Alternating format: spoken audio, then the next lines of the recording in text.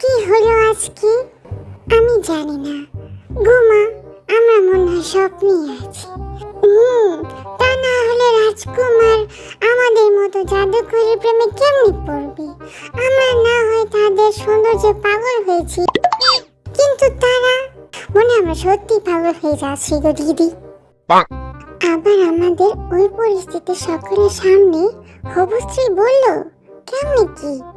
দি, আর ভাবতে পারতেছি না, চলো ঘুমাই পড়ি। আবার লিসা দি এসে বলছিল আমাদের বিয়ের জন্য নাকি ড্রেস বানাবে। জিন ও জঙ্কুক আয়ু ও বিশালা রাজ্যের রাজকুমারদের নিয়ে ব্যস্ত থাকায় নামজুনি ও তের দিকে বেশি লক্ষ্য করতে পারেনি। কথা অনুযায়ী দুই রাজকুমারের একই দিনে বিয়ে সম্পন্ন হয়। বাসরাত, রাজকুমার জিনের কক্ষ। কিছুক্ষণ আগে নামজুনি তে গল্প করছিল, কিন্তু দাসী লিসা এসে তেকে রাজকুমার জঙ্কুকের কক্ষে নিয়ে যায়। জিনের আসতে দেরি হবে মনে হয়, যেহেতু রাত্রে অনেক সমস্যাই হচ্ছে। এক কাজ করি, আমি চেঞ্জই হয়ে নিই। এ বলে নামজুনি তার ভারী জামা কাপড় চেঞ্জ করে সফট সিল্ক নাইট গাউন পরে নেয়। বিশাল আয়নার সামনে বসে সে তার চুল আঁচড়াতে থাকে। তখনই দরজার সাউন্ড পাওয়া যায়। জিন চলে এসেছে। নামজুনি এসে জিনের কোট খুলতে সাহায্য করে। আপনি এখনো ঘুমাননি? না। কেন, আমার অপেক্ষায় ছিলেন? নামজুনির মুখ লাল হয়ে আসে। জি, আপনি ফ্রেশ হয়ে নিন, আপনাকে অনেক ক্লান্ত দেখাচ্ছে। ক্লান্ত? কিন্তু আমি তো এখনো আমার স্বামীর অধিকার ঘাটাইনি মিস জুনি, এখনো অনেক কাজ করতে হবে বলে জিন ওয়াশরুমে চলে যায়। জিনের গম্ভীর কণ্ঠ শুনে কান থেকে ধোঁয়া বের হচ্ছে যেন নামজুনির। কিছুক্ষণ পরে জিন চলে আসে।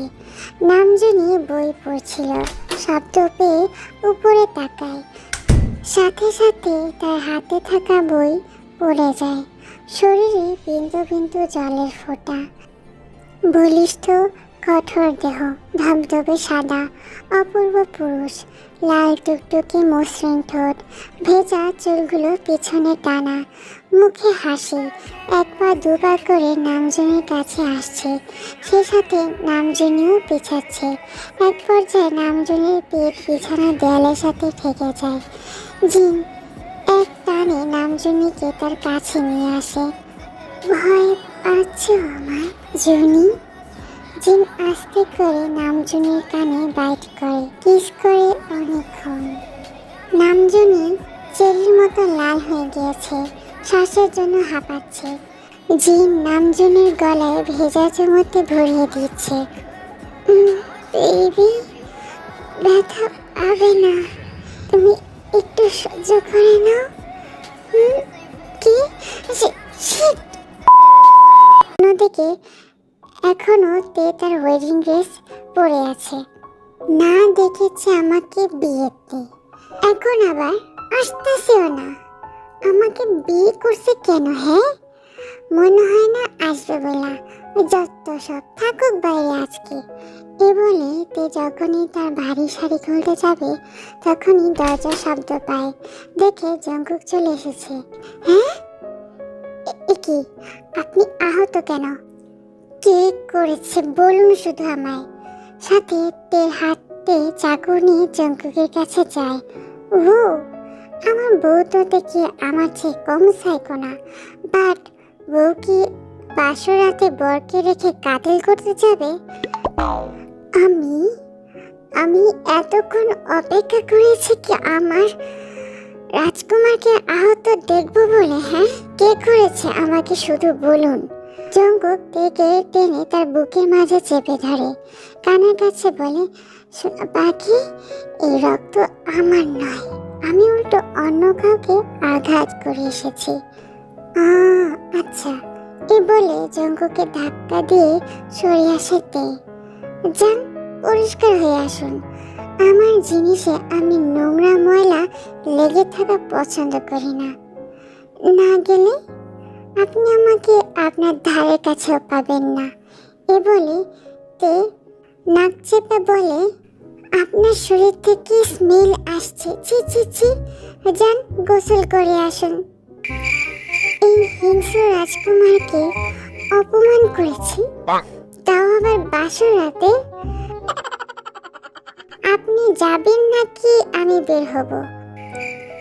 আর কতক্ষণ আমাকে অপেক্ষায় রাখবেন? আপনার তৃষ্ণায় আমি তৃষ্ণার্ত। জঙ্গক বাঁকা হাসি দিয়ে বলে, as you wish my lady. Jungkook গোসল করে চলে আসে। জঙ্গকের ঘাড় পর্যন্ত চুলগুলো থেকে টপ টপ করে জল তার প্রশস্ত পিঠে গড়িয়ে পড়ছে। ডাগর ডাগর গভীর কালো চোখ যেন তেকে গ্রাস করবে। রক্তিম মসৃণ ঠোঁট, তার নিকট সূক্ষ্ম তিল তেকে মাতাল করে তুলছে। বলিষ্ঠ প্রশস্ত বুক, ইট প্যাক, ঢোক গিলেতে আমি কিছু দেখিনি, আমি কিছু দেখিনি, আমি কিছু দেখিনি। এ বলে তে সাহস নিয়ে বরাবর তাকায়। তাতে সে আরো চমকে যায়, কারণ জঙ্গক তার খুব কাছে চলে এসেছে। এখন ঠিক আছে সোনা পাখি? হ্যাঁ বলে তেও দ্রুত ফ্রেশ হতে চলে যায়। কিছুক্ষণ পর তেও চলে আসে। Red colour silk night dress পরেছে সে।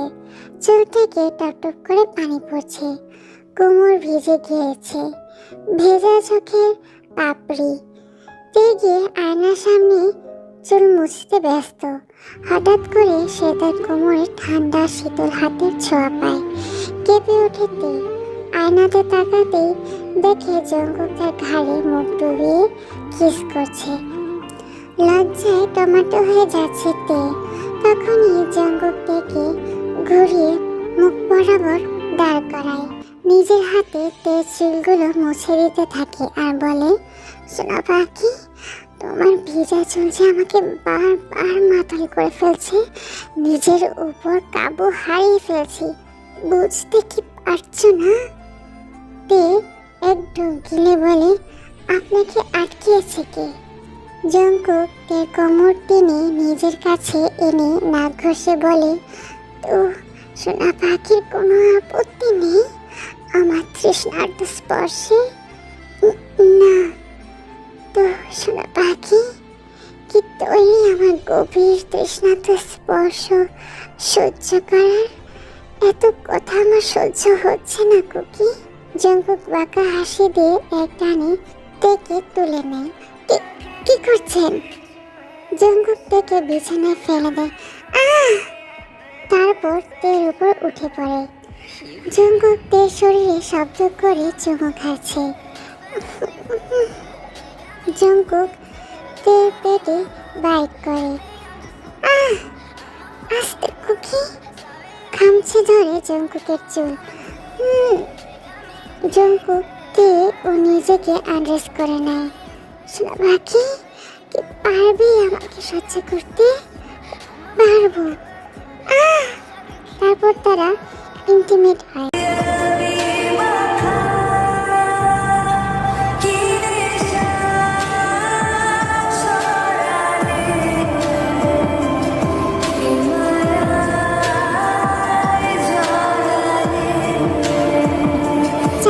হয়ে এসেছে।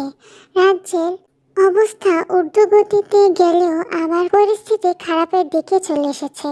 কেননা বিশালা রাজ্যের মহারাজ পাটবোগাম মনপুরী রাজ্যের সাথে যুদ্ধ ঘোষণা করেছে। রাজকুমারী জিমিন, আপনার চোখে অশ্রু মানায় না। আপনার যদি কিছু হয়ে যায়, কিছু হয়ে গেলে আমার কি হবে? কিছু হবে না আমার।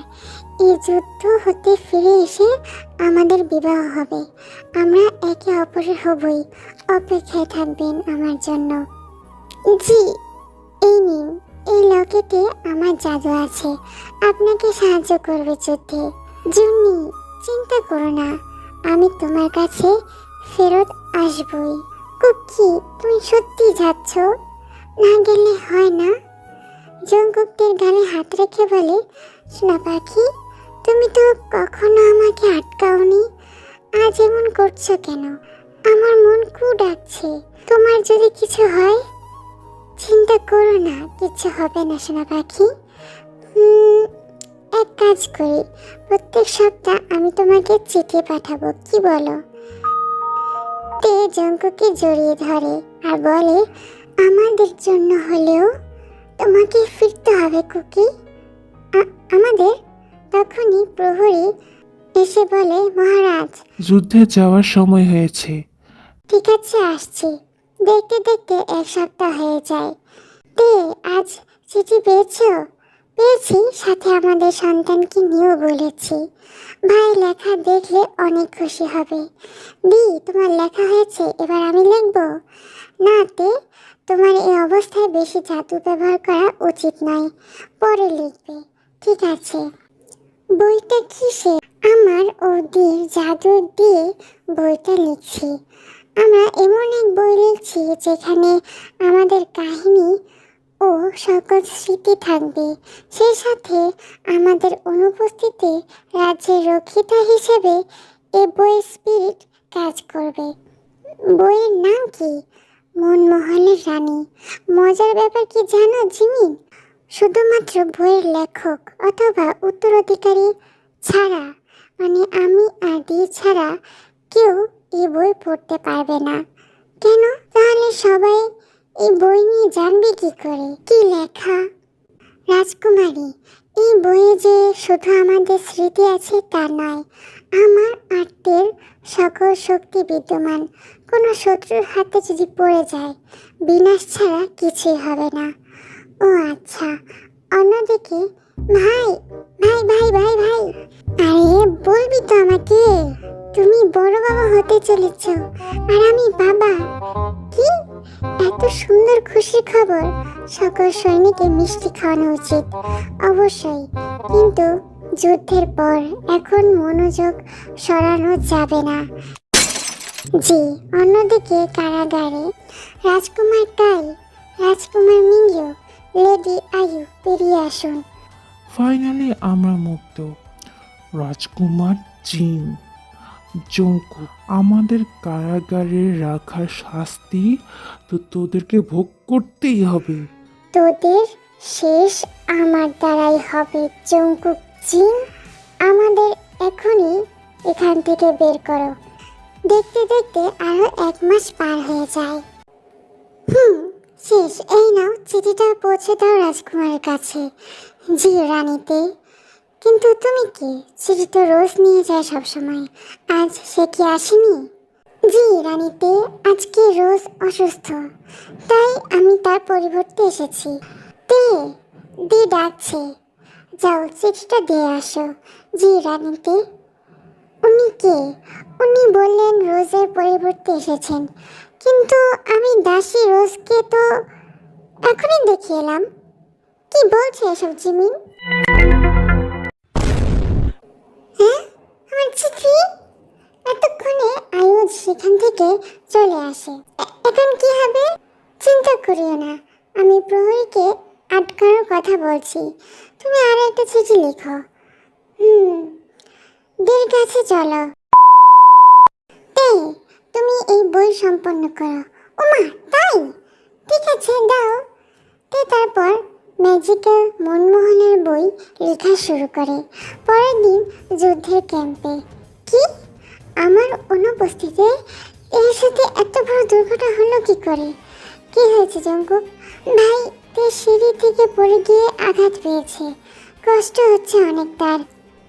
এখন আমি কি করব? জঙ্কুক, তুমি ফেরত চলে যাও। এই কি করে সম্ভব? যুদ্ধের ময়দান হতে ফেরত চলে যাওয়া অসম্ভব। কিছু হবে না, এমনিতেও যুদ্ধের শেষ পর্যায়ে চলে এসেছি, আমি সামলাতে পারবো। আর সেনাপ্রধান ইয়ুঙ্গি আমার সাথেই আছে, তুমি নিশ্চিন্তে যেতে পারো। ঠিক আছে। এ বলে জঙ্কুক প্রস্তুতি নেয় প্রাসাদে ফেরত যাওয়ার জন্য। আর এইদিকে তেল মন আনচান করে উঠছে, পুরো কক্ষ পায়চারি করে যাচ্ছে। কি হয়েছে তে? জানি না, অস্থির লাগছে আমার। আমি কি রাজবৌদিকে ডাকবো? না থাক, লাগবে না। আর এইদিকে জঙ্কুক দ্রুত ঘোড়ার গাড়ি নিয়ে বেরিয়ে পড়েছে। জঙ্কুক চলে গিয়েছে। Yes your highness. জিন ক্যাম্পে ফের যাচ্ছিল, তখনই দেখতে পাই এটা কি মহারাজ। জিন, এটা তো চাকার স্ক্রু।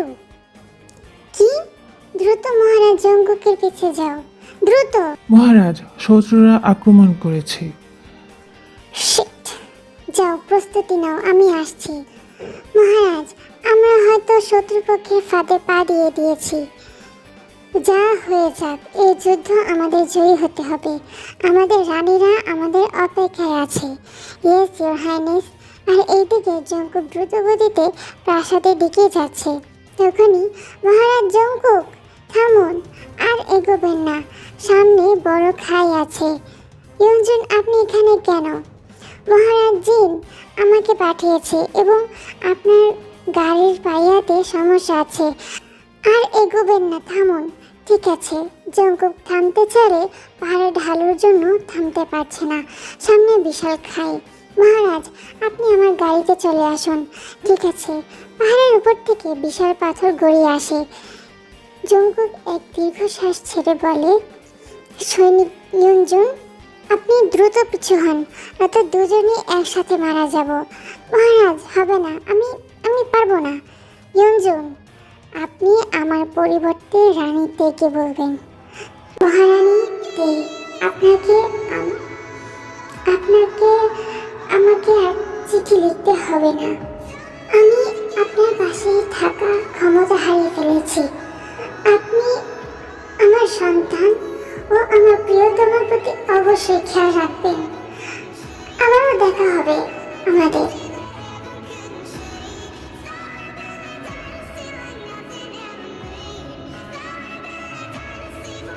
মহারাজ!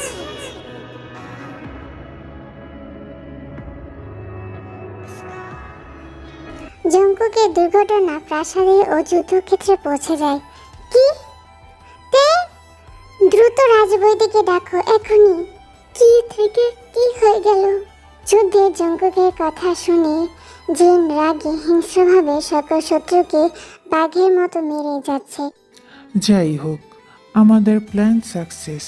হ্যাঁ, অবশ্যই শেষ কাজটা সেরে ফেলা হোক। কাই ও মিংইউ ছদ্মবেশে যুদ্ধে প্রবেশ করে। এবার তোদের খেলা শেষ। মহারাজ জিন, সেনাপ্রধান ইয়ঙ্গি দুজনে জিন ও সুগার কাছে বলে, মহারাজ জিন ও সেনাপ্রধান ইয়ঙ্গি আহত হয়েছেন। কথা শুনে ইয়ঙ্গি ও জিন যুদ্ধের মাঝে থেমে যায়। পুরো পরিস্থিতি বুঝবার আগেই নামজানি, আমার লকেট কোথায়? এটা খুঁজছিস? তোর কাছে কেন? এসব না ভেবে ভাব না, তুই বাঁচবি কি করে? তোর সময় তো ঘনিয়ে আসছে। তোর একমাত্র রানী এখন আমার দখলে। এ বলে মিঙ্গিউ লকেটটা মাটিতে ছুঁড়ে ফেলে, তারপর পা দিয়ে ভেঙে ফেলে। মিঙ্গিউ তারপর চলে যায়। জিন হামাগুড়ি দিয়ে মাটি থেকে সে ভাঙা লকেটের টুকরো হাতে নেয়। আমার জুনি, আমাকে ক্ষমা করে দিও, আমি আমার কথা রাখতে পারিনি। আমার এই ক্ষত আমাকে এতটা কষ্ট দিচ্ছে না যতটা তোমাকে আর না দেখার পীড়া দিচ্ছে। আমার আর ফেরা হলো না জুনি। অন্যদিকে ইয়ঙ্গির শরীরে তার বুক ছেদ করে থাকা তলোয়ার এখনো আছে। তার তলোয়ার বের করার ক্ষমতা সব শক্তি হারিয়ে ফেলেছে। নিজের তলোয়ারের উপর ভর করে হাঁটু গেড়ে বসে আছে। চোখ থেকে লোনা জল গড়িয়ে পড়ে। না পারলাম মহারাজ জঙ্কুককে রক্ষা করতে, না পারলাম আমার রাজকুমারীর কথা রাখতে। আমার রাজকুমারী, আমাদের প্রেম কাহিনী তো অসমাপ্ত হয়ে গেল। ক্ষমা করতে পারবে তো আমায়? শরীরের জ্বালা আরো বেড়ে যেতে থাকে ইয়ঙ্গির। তলোয়ারে বিষ লাগিয়ে হত্যা করা হয়েছে। ষড়যন্ত্রের শিকার হয়েছে মনপুরি নগরের সকলেই। থামো, তোমাকে আর লিখতে হবে না, তোমার শরীর খারাপ করবে। না, আমাকে লিখতে দাও জিমিন। আমি আমার মহারাজের শেষ সময়টাতে আমি পাশে থাকতে পারিনি। অ্যাটলিস্ট আমার মহারাজকে নিয়ে লিখতে দাও। সকলে, বিশ্বের সকলকে আমার আমার মহারাজের বীরত্বের কথা, তার হিংস্রতার কথা, তার রানীর প্রতি ভালোবাসা সব জানতে হবে। আমার সন্তানকে তো তার বাবার সম্পর্কে জানতে হবে, তাই না? দি, দেখে থামাও। আমার আমার বোনের এই রূপ আমি কখনো দেখিনি। কি কি করব আমি? তখনই এক দাসী এসে বলে, মহারানী, রাজকুমারী জিমিন, এক দুঃসংবাদ। কি? মহারাজ জিন নিহত হয়েছেন। কি? সেনাপ্রধান ইয়ঙ্গি সেও আমাদের মাঝে নেই। রাজকুমারী জিমিন, কি বললে? নামজুন জিমিন বসে পড়ে। মহারানী, বিশালা রাজ্যে সৈন্যরা চলে এসেছে প্রাসাদ দখল করতে। তে লেখা থেমে বলে, নিজের মহারাজের শোক পালন করার সুযোগ হতে না হতে শকুনরা হাজির মাংস খেতে।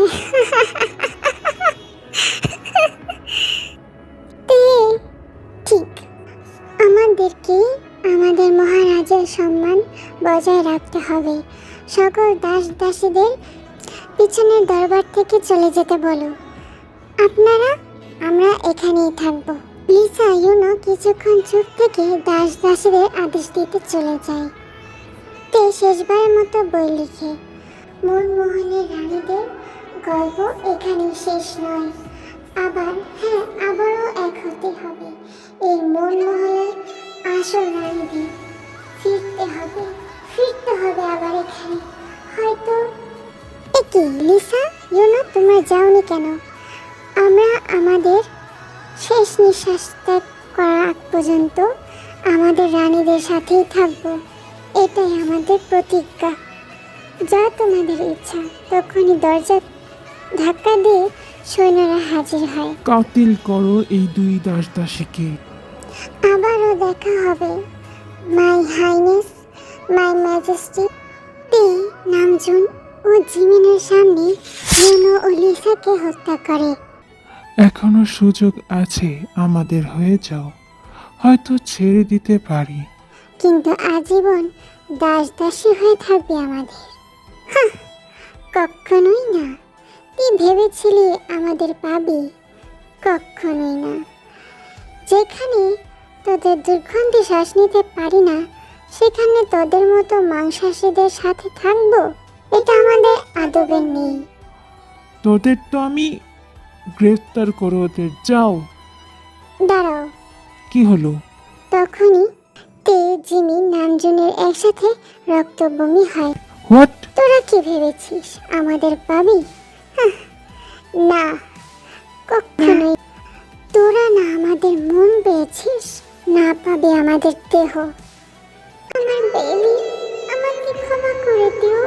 আমাকে এই দুনিয়ায় আনতে আর পারলাম না। যেখানে শকুনের বাস, সেখানে রাজহংসীর প্রয়োজন নেই।